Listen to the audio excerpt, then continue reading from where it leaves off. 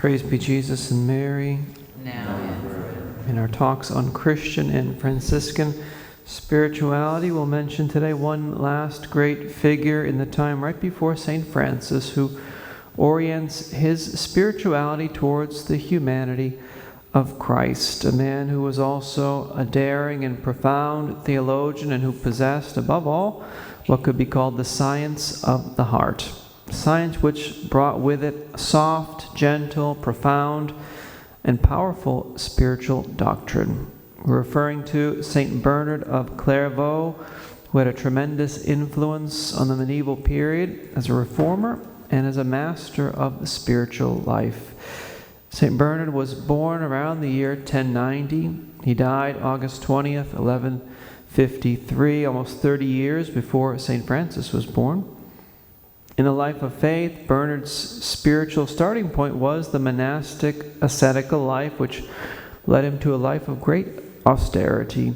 He insisted on poverty and mortification, but he surpassed the monastical conception of the spiritual life by adding to it a few twists and turns, which include these. One, the active psychological collaboration with the grace of God required of man.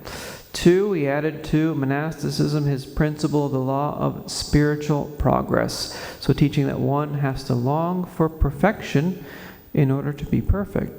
And three, he added spirituality which is really centered on the love of God in particular, a love in which St. Bernard investigates the motives, the means, and the different levels in passionate and vibrant terms. This mystical aspiration of St. Bernard isn't just an abstract, intellectual, theological exercise. Bernard's mysticism becomes concrete in his devotion to two particular things. One, again, the humanity of Christ, and two, his devotion to our Blessed Mother as well. In his sermons to his fellow monks, St. Bernard eloquently and sweetly penetrates the mysteries of Christ according to the various liturgical seasons. For example, he's profoundly moved by the mystery of Bethlehem. The mystery of Calvary draws out words and tones of great compassion, especially towards Our Lady, whom he loves in a singular way and whom he makes others love as well. Dante, in his Divine Comedy, places St. Bernard in paradise at the throne of Our Lady herself, putting on Bernard's lips some of the most sublime human prayers ever offered to her. The spirituality of St. Bernard is quite complete and profound. Mystic by temperament, his formulation of the spiritual life, however, is still ascetical. And even though he had a great influence outside the monasteries, his spirituality remained primarily in the sphere and in the mentality of the monastic life. The new note again that he brings to Christian spirituality is that great devotion to the humanity of Christ and his singular love for Our Lady. And that loving consideration of the mysteries of Christ is what turns into imitation for him. So he says, he thinks to himself, I love Christ, and with that love, I will learn to imitate him as well.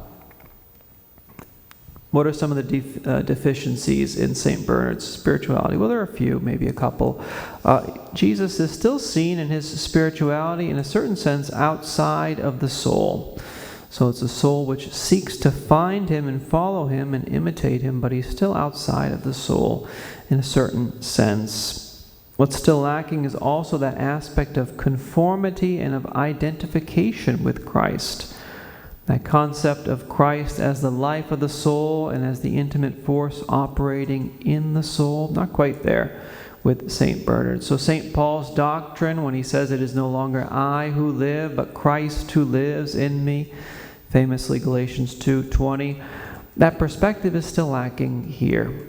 It hasn't found someone to study it and live it in depth yet. Someone to give an example of that, to present to others as an ideal that can be concretely lived and is attainable for everyone. So in summary, if we look at all the reflections that we've given the past couple weeks. Christian spirituality before St. Francis aspires mostly to the spirituality of the synoptic gospels, the first three gospels, which we talked about before, with that heavy ascetical aspect, the abnegate, the deny yourself approach, which, yes, is, of course, indispensable in the spiritual life. You can't constantly indulge yourself and live it up and be a faithful follower of Christ at the same time. That being said, the mystical Christ, or the more mystical and contemplative spirituality of St. John and also of St. Paul as well, is not as thoroughly understood or lived out before St. Francis of Assisi. Plus, the spirituality before Francis, again, remains primarily monastic. It's born and it flourishes in the monasteries.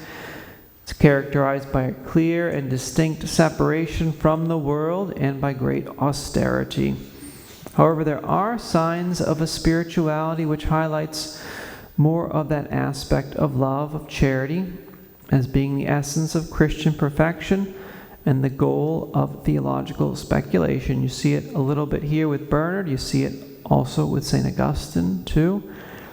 The intimate Christ, the life, Christ of grace and of supernatural rebirth, does begin to show itself in certain souls, though it's not as predominant as it will be in St. Francis of Assisi when he arrives on the scene. In a sense, the seraphic father of Assisi, the one, as St.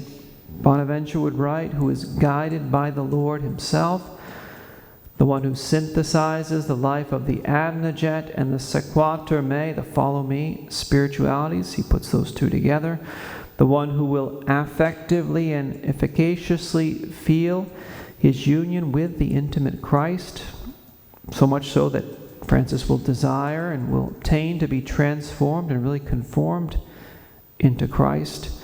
That saint really is right around the corner at the time of St. Bernard, when St. Bernard passes away. Chronologically and chirologically speaking, at the death of St. Bernard, St. Francis right around the corner.